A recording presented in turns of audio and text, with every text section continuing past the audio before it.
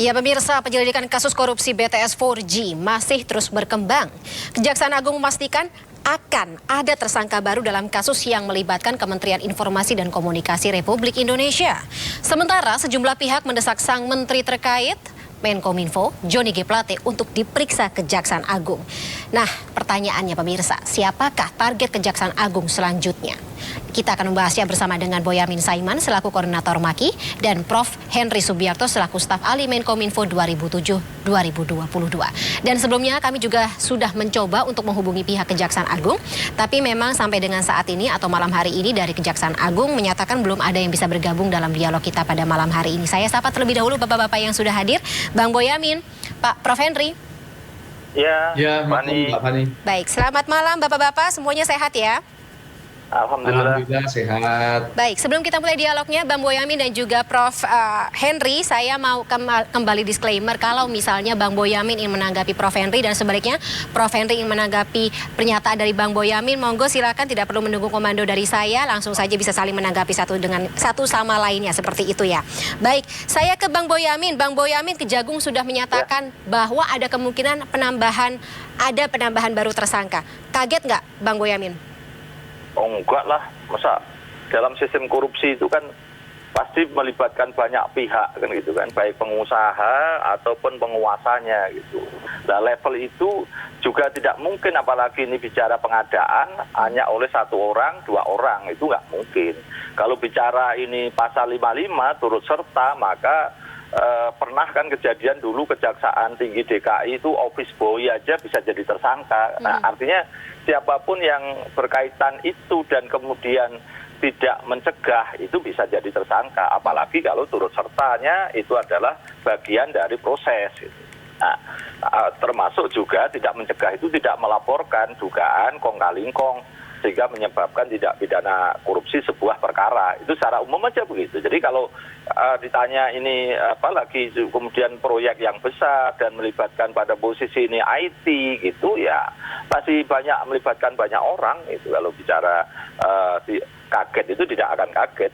Dan saya itu kan posisinya buaya yang sabar kan itu kan, memantau, mengamati, sampai posisi pernah menonton ke pengadilan untuk memastikan ada nggak yang terlibat gitu atau diduga terlibat yang kemudian belum diproses gitu. Bahkan kadang-kadang hakim aja jengkel. Kemarin di kasus Unila Lampung itu sampai hakim mengatakan untung kalian belum jadi tersangka ini, padahal kalian itu pemberi gitu. Nah itu ungkapan-ungkapan hakim aja pernah begitu. Nah tugas saya memantau terus gitu, nanti kalau ada yang layak jadi tersangka tapi tidak jadikan tersangka atau tidak dikembangkan ke pencucian uang misalnya gitu, TPPU dari hasil dugaan korupsi, maka nanti tugas saya adalah mengajukan gugatan pra peradilan melawan Kejaksaan Agung karena tidak melakukan proses pengembangan tadi, baik dari tindak pidana pencucian uang maupun pihak-pihak yang diduga terkait maupun terlibat gitu. Karena nanti akan muncul kok itu di dalam berkas perkara, di dalam dakwaan itu didakwa bersama-sama siapa gitu. Nah, seperti kasus Senturi itu kan sampai masih menyisakan banyak, dan sampai akhirnya saya gugat KPK sampai 6 kali akhirnya menang, itu dikabulkan bahwa KPK memerintahkan tersangka ini KPK diperintahkan oleh hakim untuk menetapkan tersangka ini dan itu kan pernah punya pengalaman itu. Jadi ya saya termasuk soal kasus ini juga ya.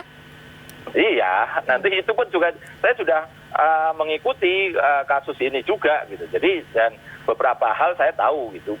Bahkan proses tender pun ternyata didalami oleh Kejaksaan Agung. Ini saya memberikan apresiasi dan atas prestasi Kejaksaan Agung yang sudah mau mendalami tentang proses tender yang diduga, diatur, diarahkan sehingga menjadikan sudah disetting sejak awal nanti yang akan menang itu diduga sudah diatur sejak awal sehingga harga yang terbentuk menjadi mahal. Tapi karena ini sudah seakan-akan sesuatu yang diduga itu ada proses yang demikian rupa tadi, maka di dalam pelaksanaan pun jadi amburadul biasanya. Bang Boyamin, itu tadi sudah disampaikan gitu. Nah, Bang Boyamin, kalau begitu saya harus tanya, seberapa yakin Anda dari pihak Kemenkominfo atau langsung saja saya tembak karena memang saat ini ada kemungkinan bahwa beliau diperiksa, Menkominfo terlibat dalam kasus ini? Enggak bisa lah kalau aku mengatakan. Ya tapi apapun gitu, sewajarnya dimintai keterangan sebagai saksi gitu. Karena apapun, meskipun ini bakti, ini seakan-akan sebuah badan yang independen begitu di Kominfo, tapi apapun kan di bawah naungan Kominfo. Bisa aja kan gitu pada posisi itu dimintai keterangan bagaimana pembentukan bakti, penunjukan direktur utamanya itu, apakah nanti ternyata itu ada dugaan-dugaan misalnya temannya atau siapa. Kerabatnya. Kan ya gitu, bisa jadi begitu gitu loh kan. Baik, Ya, Bang Boyamin. kalau dari sisi dalih bisa semua berdalih untuk menghilangkan jejak gitu. Tapi bahwa ini kan proses-proses ini kan tidak berdiri sendiri gitu. Itu aja yang perlu didalami, digali oleh Kejaksaan Agung. Dan sudah sewajarnya kalau kemudian Pak Menteri pun malah bahkan gitu kan sebagai bentuk tanggung jawab pimpinan malah meminta untuk memberikan keterangan gitu. Baik. Malah saya dorong. Jadi Bang Boyamin, gitu. Tidak perlu Menkominfo tetap menunggu sebagai harus saksi dipanggil misalnya gitu. Oke, Bang Boyamin, jadi Menkominfo tetap harus dipanggil dong ya, tetap untuk dimintai keterangan seperti itu Kejagung karena penting? Ya justru kalau tidak dimintai keterangan malah justru ada pertanyaan menurut saya, karena apapun ini kan bagian dari proses di kementerian itu. Dan biasa di KPK, Kejaksaan Agung Polri itu misalnya korupsi di sebuah bank cabang misalnya Ponorogo misalnya, tapi direksi banknya ya dipanggil gitu, dimintai keterangan bagaimana sistemnya ini, pengawasannya dan lain sebagainya. Belum tentu terlibat loh ya, disclaimer-nya begitu. Baik, nah saya ke Prof. Henry. Prof. Henry, dianggap bahwa keterangan atau apapun kesaksian yang berasal dari Menkominfo Johnny G. Plate ini bisa menjadi kunci, bisa menjadi sebuah titik terang begitu dalam pengusutan kasus ini. Tanggapan Anda?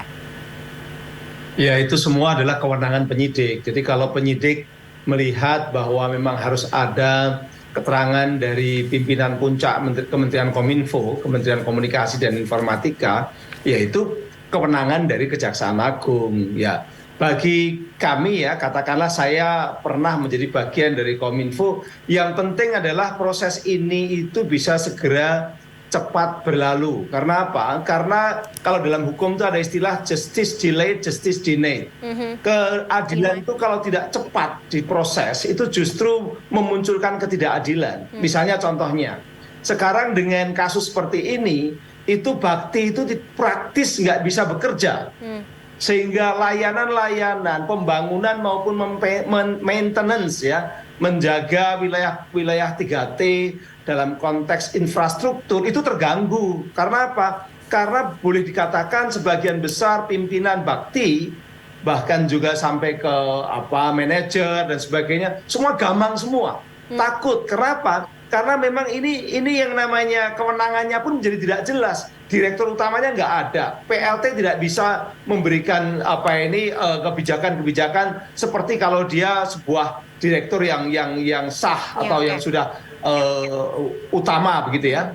Ini menjadikan korbannya bukan hanya bakti, tetapi adalah masyarakat di 3T.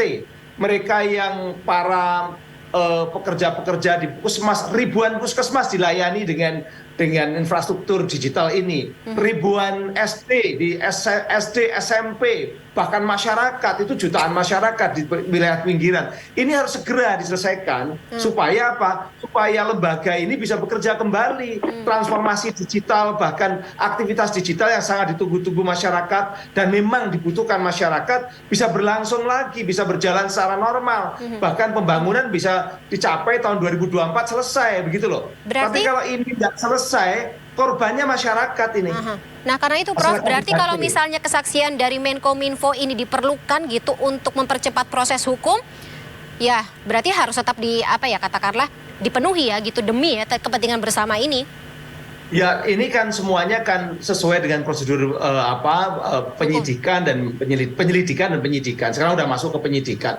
Yaitu penyidik, kejaksaan, mereka yang punya kewenangan. Kami sih masyarakat maupun juga saya yang pernah menjadi bagian dari Kominfo ingin segera cepat berlalu. Yang salah segera ditegakkan aturan, diadili, yang memang sekarang dibutuhkan oleh masyarakat dan tidak bersalah, segera mereka bisa dipulihkan kembali untuk segera bekerja. Karena sekali lagi transformasi digital bisa terganggu. gara-gara kasus ini.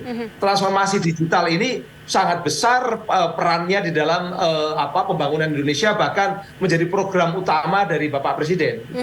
Nah, Prof. Henry, kalau misalnya mengingat bahwa memang sudah ada informasi bahwa kerabat dari Menkominfo ini diduga menerima sejumlah dana dalam proyek pembangunan tower BTS 4G tersebut, sehingga ya menjadi sebuah pertanyaan sendiri di mata warga, apakah memang Menkominfo mengetahui atau ya kekhawatirannya Menkominfo benar terlibat gitu terkait dengan hal tersebut.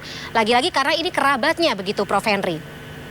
Ya, itu tugas dari penyidik. Kalau penyidik merasa memiliki alat bukti, ya lakukan aja penegakan hukum. Semuanya tergantung dari penyidik.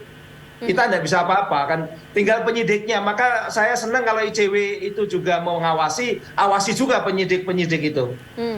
Baik. Kalau dari Menkominfo sendiri apakah ada tanggapan, Prof. Henry? Wah, saya nggak tahu, saya bukan lagi bagian dari Menkominfo ya. Baik. Kita akan masih tetap menggali lagi terkait dengan penyidikan kasus ini, terutama ketika memang kasus ini menyeret Kementerian Kominfo. Tapi tetaplah bersama kami, Bang Boyamin dan juga Prof. Henry. Kita akan sambung di segmen berikut. MNC News Prime akan segera kembali sesaat lagi.